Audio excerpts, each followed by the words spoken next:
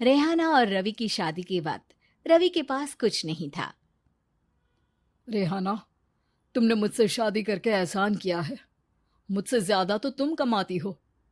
अरे तो क्या हुआ, एक दिन आएगा रवि कि तुम खूब पैसा कमाओगे। मुझे तुम पर पूरा विश्वास है। रवि और रेहाना खुद को स्टैंड करने के लिए पूरी मेहनत करते। रेहाना, मैं नौकरी नहीं करना चाहता हूँ। तो कोई बात नहीं, मैं नौकरी करके घर चलाती हूँ, तुम बिजनेस सेट करने की कोशिश करो। एक दिन रेहाना, तुम जानती हो, मैंने जो विज्ञापन बनाने वाली कंपनी खोली थी ना, उसे बड़ी ब्रांड का ऑफर आया है। अब हम लोगों के दिन ब्यारे न्यारे हो गए हैं। मैं जानती थी रवि कि एक दिन तुम सेटल हो जाओगे। रवि का काम अच्छा चल जाता है। एक दिन वो रेहाना से कहता है, रेहाना, अब हम लोगों का बच्चा भी हो गया है। बहुत छोटा है वो। उसका ख्याल कैसे रखेंगे हम? कैसे क्या, मैं गांव से माँ को लेकर आ जाती हूँ। नौकरी से हाफ डे ले लिया करूंगी। अभी तो वो छोटा है, स्कूल जाने तक मैं मैनेज कर लूंगी। देखो रेहाना, मैं अब अच्छा कमा रहा हूँ। तुमको नौकरी करके परेशान होने की कोई जरूरत नहीं है। अरे कैसी बात कर रहे हैं, मैं अपनी लगी लगाई नौकरी कैसे छोड़ दूं? और मैंने तो सुना है हम लोगों को कुछ ही महीनों में सरकारी नौकरी मिल जाएगी। सरकारी नौकरी में कितना कमा लोगी? उतने में तो मैं ड्राइवर रख लूंगा। रेहाना को रवि की बात का थोड़ा बुरा तो लगता है। कम से कम मेरी नौकरी की इतनी बेइज्जती मत करो। भूल गए, इसी नौकरी के बदौलत तुमने अपना बिजनेस खड़ा किया है। अरे वो तो मैं किसी के भरोसे भी कर लेता। देखो, अपने बच्चे को संभालो, घर का काम करो। अब बाहर जाती तुम अच्छी नहीं लगती हो। रेहाना रवि के कहने पर नौकरी तो छोड़ देती है, लेकिन अब बड़े से घर में उसकी कीमत किसी नौकर से कम नहीं होती। एक दिन रवि का दोस्त आता है। भाभी, हम लोग तो आपको तब से जानते हैं जब से आप लोग शादी होकर इस शहर में आए थे। आपकी बदौलत ही सारा बिजनेस खड़ा हुआ है। ये किस्मत तो आप ही की है भाभी। हाँ हाँ भाई, हमारी मेहनत तो कुछ है ही नहीं। अरे होगी, लेकिन भाभी की किस्मत के आगे कुछ नहीं। दोस्त वहां से चला जाता है, लेकिन रवि का गुस्सा सातवें आसमान में होता है। देखा कैसे बोल रहा था? अरे बिल्कुल अच्छा आदमी नहीं है ये। कैसी बात कर रहे हैं आप? प्रशांत भैया तो बहुत अच्छे इंसान है रवि। कैसे उन्होंने हमारे मुश्किल वक्त में हमारा साथ दिया था।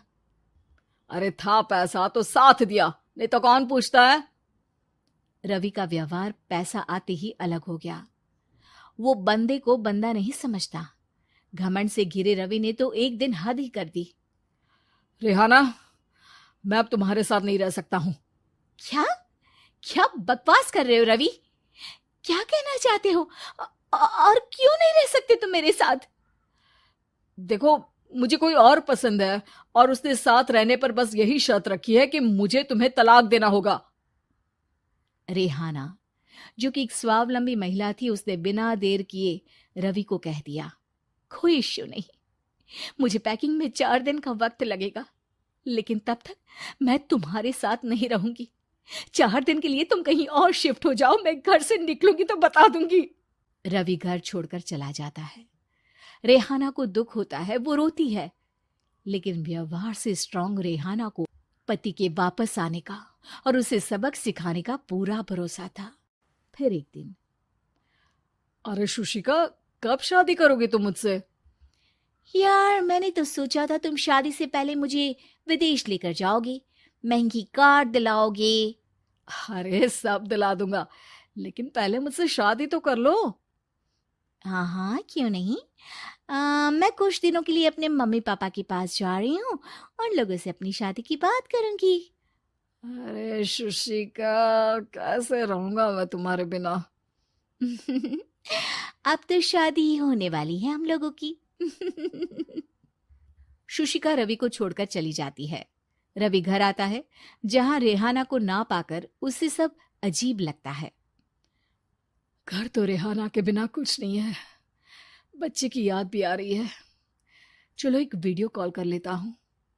रवि रेहाना को वीडियो कॉल करता है, लेकिन रेहाना फोन नहीं उठाती। रात को सोते वक्त मन कर रहा है मुन्ने को गले लगा लूं। चलो कोई ना, शुशिका से शादी के बाद मेरे और भी बच्चे होंगे। अगले दिन रवि ऑफिस जाता है, जहां टीना खड़ी होती है। सर, आपने अपने नए ऐड के लिए मॉडल की रिक्वायरमेंट डाली थी ना, मैं उसी के लिए आई हूँ।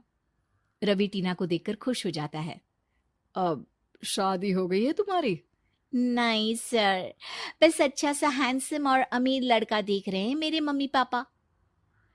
रवि के दिमाग से तो टीना को देखकर शुशिका का ख्याल भी खत्म हो जाता है। अरे यार, ये लड़की मिल जाए, कितनी सुंदर है।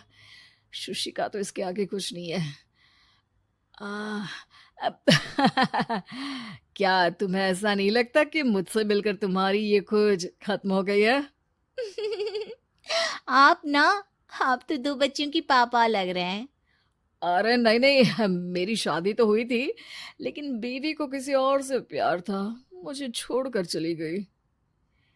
खैर, टीना की दोस्ती रवि से हो जाती है, लेकिन 1 महीने बाद शुशिका रवि के पास वापस आती है।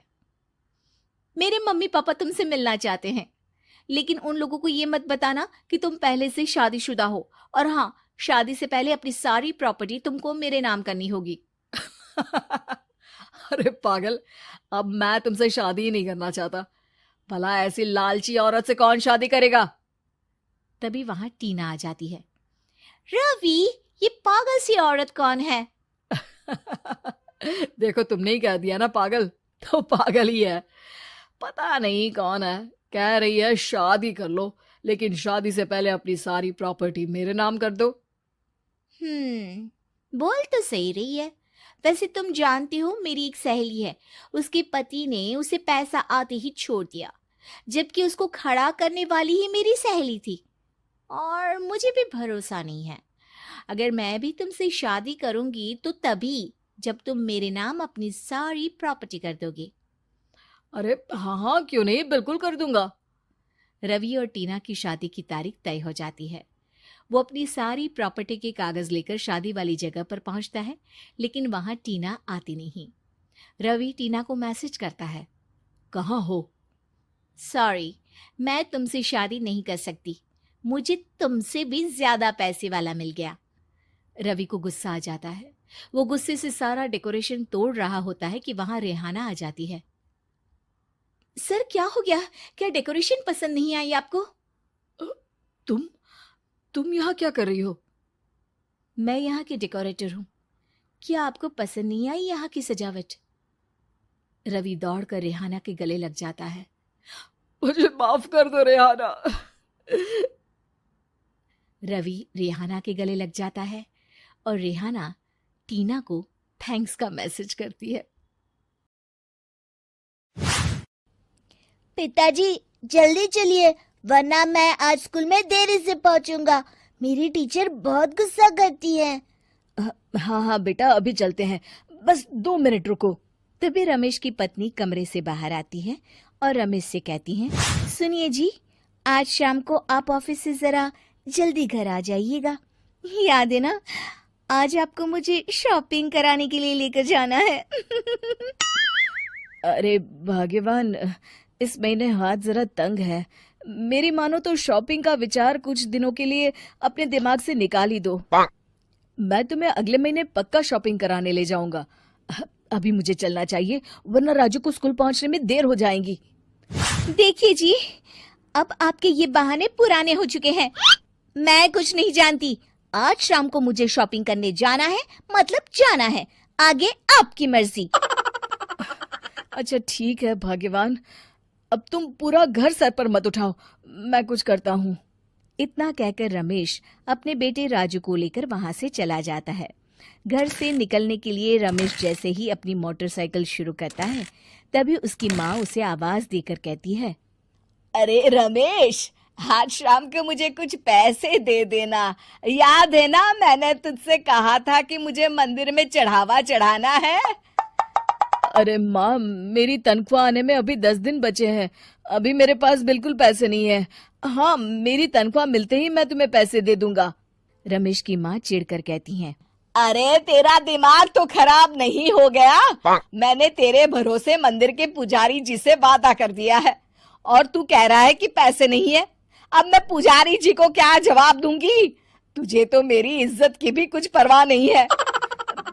अच्छा ठीक है माँ, अब तुम गुस्सा मत करो, मैं शाम तक कुछ इंतजाम करता हूँ। इतना कहकर रमेश वहां से चला जाता है। फिर दोपहर को जब रमेश अपने दफ्तर में बैठा होता है, तब उसे अपनी पत्नी और माँ की बातें याद आती हैं। रमेश अपने दफ्तर के एक साथी मोहन से कुछ रुपए उधार मांगता है।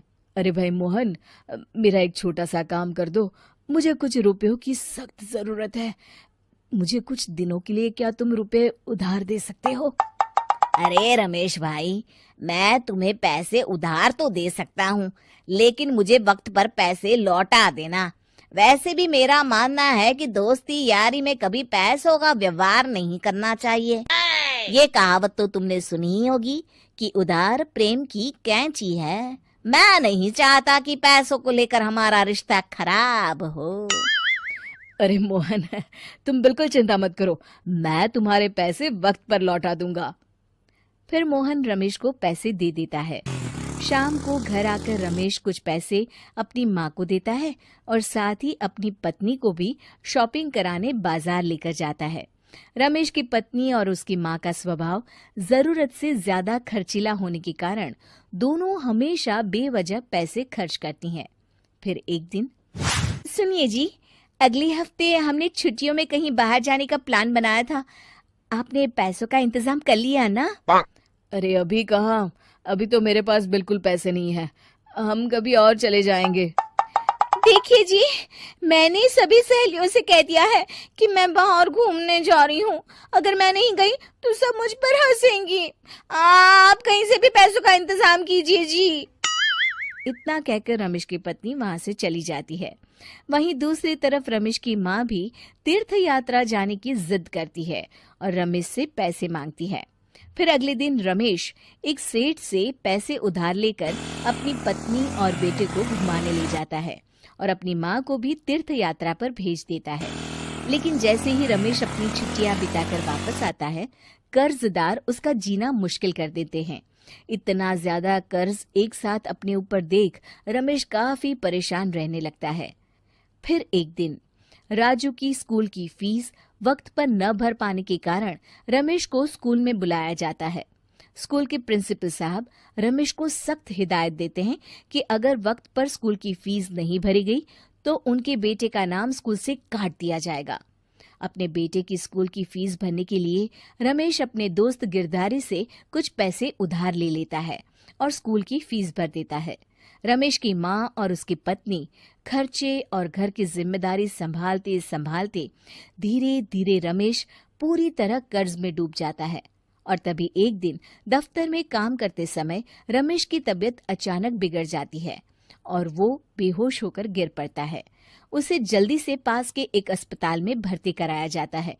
रमेश के घर वालों को ये बात पता चल जाती है तो वे सभी अस्पताल पहुंचते हैं।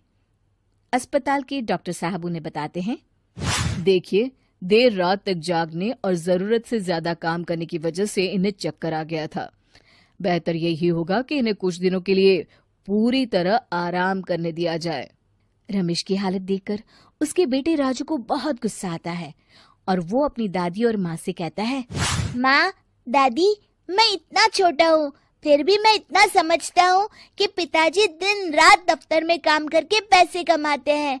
पिताजी अकेला पूरा घर संभालते हैं और आप दोनों अपने फिजूल के खर्चों के लिए उन पर दबाव डालते रहते हैं। आज पिताजी की हालत के जिम्मेदार तो आप दोनों हैं। राजू की समझदारी भरी बातें सुनकर रमेश की माँ और पत्नी को अपनी गलती का एहसास होता है और दोनों की आंखों में आंसू आ जाते हैं। फिर कुछ दिनों के बाद रमेश की तबीयत एकदम अच्छी हो जाती है और वो पहले की तरह अपने काम पर जाने लगता है। रमेश की माँ और पत्नी अब उसे किसी प्रकार की कोई तकलीफ नहीं देते और ना ही उससे किसी चीज की मांग करते हैं। फिर देखते ही देखते रमेश अपने कर्ज के सारे पैसे चुका देता है। उसकी जिंदगी पहले की तरह अच्छी हो जाती है और वो अपने परिवार के साथ खुशी खुशी रहने लगता है। शिक्षा, हमारे रिश्ते एक तराजू की तरह होते हैं जिसकी दोनों ओर जिम्मेदारी और समझदारी का वजन बराबर होना चाहिए। उम्मीद है कि आपको हमारी ये कहानी पसंद आई होगी। कृपया हमारे चैनल को सब्सक्राइब करें और सभी अपडेट्स के लिए बेल आइकन जरूर क्लिक करें और हाँ, वीडियो लाइक और शेयर करना मत भूलिएगा। Bye bye.